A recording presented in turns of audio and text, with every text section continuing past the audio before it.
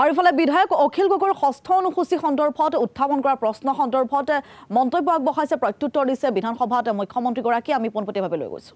Is all ভাষণ এটা দিব চেষ্টা কৰি আছে কথাটো হ'ল একেজন ব্যক্তিয়ে যেতিয়া আমি অৰুণাচল আৰু নাগালেণ্ডৰ লগত সীমা সমস্যা সমাধান কৰিব খুজিছিলো তেতিয়া আপোনাৰ বক্তব্যবিলাক বিধানসভাত কি আছিল আপুনি ভৱিষ্যতে মনত পেলাব গতিকে একেজনে ব্যক্তি যিজন ব্যক্তিয়ে এখন গাঁও অৰুণাচলক এৰি দিব নোখোজে এখন গাঁও নাগালেণ্ডক এৰি দিব নোখোজে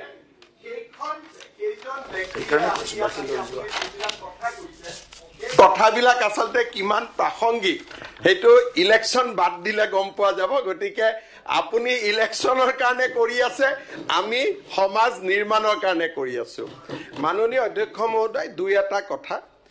ইন্দিৰা গান্ধী ডাঙৰীয়ানীয়ে যেতিয়া ফেডাৰেল ষ্টেটৰ কথা কৈছিলে তেতিয়া তেওঁ বিচাৰিছিল যে উত্তৰ পূবখন দ্বিখণ্ডিত হ'ব নালাগে That proposal was prior to the creation of Meghalaya. যেতিয়া মেঘালয়ৰ মানুহে কলে যে আমি ফেডাৰেল ষ্টেট নামানো আমাক নতুন ৰাজ্যই লাগিব তেতিয়া ইন্দিৰা গান্ধীয়ে সেই যেটো প্ৰস্তাৱ আছিল তাক তেওঁ সামৰণি মাৰি নাগালেণ্ড মেঘালয় এই গোটেই ৰাজ্যবোৰ ভগাই দি ইস্যুটো সীমানতে সামৰণি পৰি গল তাক আৰু যে সেই কথাটো যদি আজিৰ পৰা 72 চনৰ আগতে আমি বিলাক যদি থাকিলোহেতেন আমি হয়তো নাগালেণ্ড মেঘালয় অৰুণাচলক কলোহেতেন আপোনালোকে সেপাৰেট ষ্টেট নলব ইন্দিৰা গান্ধীয়ে ডাঙৰীয়ানীয়ে কৰি দিয়াৰ দৰে ফেডাৰেল ব্যৱস্থাটো কৰক সেই পৰ্যায়টো পাৰ হৈ গল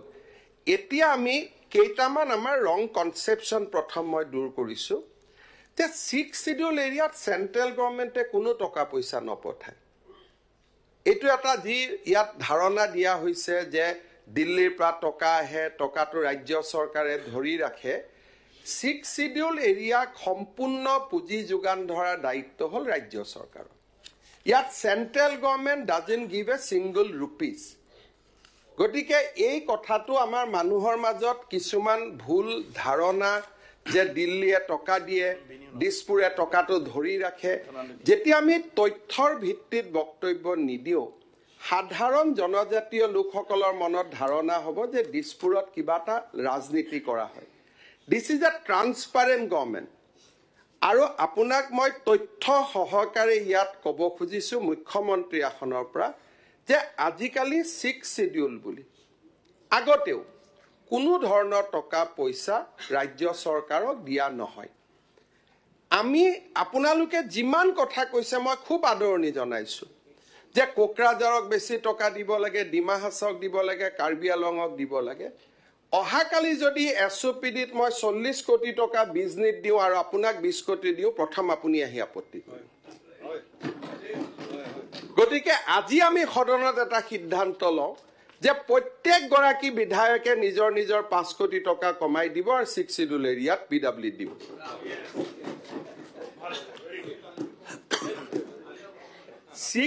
ৰাজনীতি কৰা টান সহজ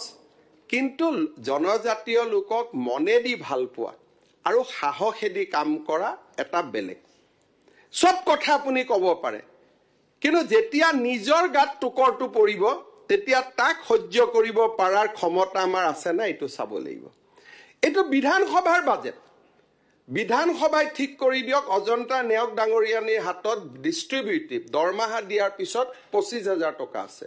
কিমান টকা 6 শিডিউলক দিব লাগে আপোনালোকে ঠিক কৰি দিয়ক কোনো আপত্তি নাই ইয়াতে বক্তব্য ৰাখি পেলাই মানুহক ইনসাইট কৰি পেলাই তাৰ পৰা কোনো লাভ নাপাও তাৰ পৰা যিখন বৰ অসমৰ আমি কল্পনা কৰিছো সেই বৰ অসমৰ কল্পনা স্তিমিত হয় আজি আপুনি বডোফা উপেন্দ্ৰনাথ ব্ৰহ্মৰ কথা আনিছে প্ৰথম মই গাড়ীৰ পৰা নামিয়ে গৈ বডোফা উপেন্দ্ৰনাথ ব্ৰহ্মক প্ৰণাম কৰিছো আপুনি কৰিছে নে নাই মই গম নাপাওঁ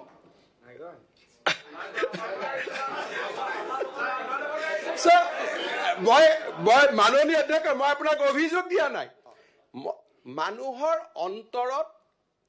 এটা বেলেগ ধৰণৰ প্ৰথম যেতিয়া মোৰ ইয়াত কাৰ্যসূচী নাছিলে প্ৰমোদ বড়ো ডাঙৰীয়া মই আহিছো প্ৰথম মই কৈছো যে কাৰ্যসূচী আৰম্ভ হোৱাৰ আগতে মই উপেন্দ্ৰনাথ ব্ৰহ্মৰ প্ৰতিমূৰ্তিত যাম তাৰ পিছতহে মই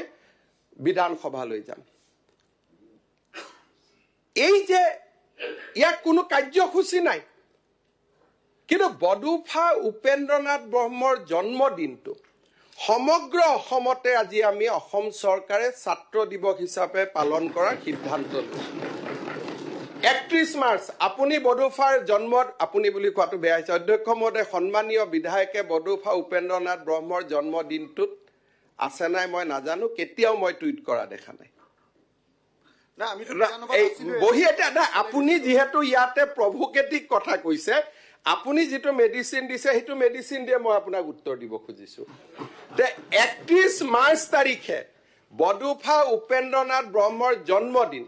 চৰকাৰৰ কেলেণ্ডাৰত আছে যে অসম চৰকাৰে ছাত্ৰ দিৱস হিচাপে পালন কৰে। অখিল গগৈ ডাঙৰীয়াৰ টুইটাৰৰ টাইমলাইন মই চাই আহিছো, কোনো এটা 31 মাৰ্চতে তেখেতে উপেন্দ্ৰনাথ ব্ৰহ্মৰ প্ৰতি শ্ৰদ্ধাঞ্জলি জনোৱা নাই।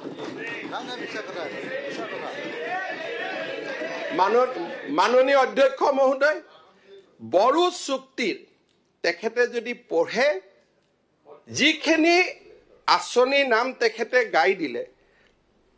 তাত কি লিখা আছে, this is a illustrative list, এখন সূচাংক। Now it is up to the Bodo leaders within the allocation of 1500 crores কোনকেইটা স্কিম তেওঁলোকে লয়। আপুনি জানি ভাল পাব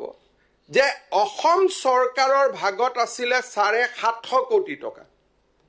আৰু অসম চৰকাৰে 750 কোটি টকা পাহৰি অকল তামোলপুৰত মেডিকেল কলেজ বনাবৰ কাৰণে 800 কোটি টকা খৰচ কৰিছে।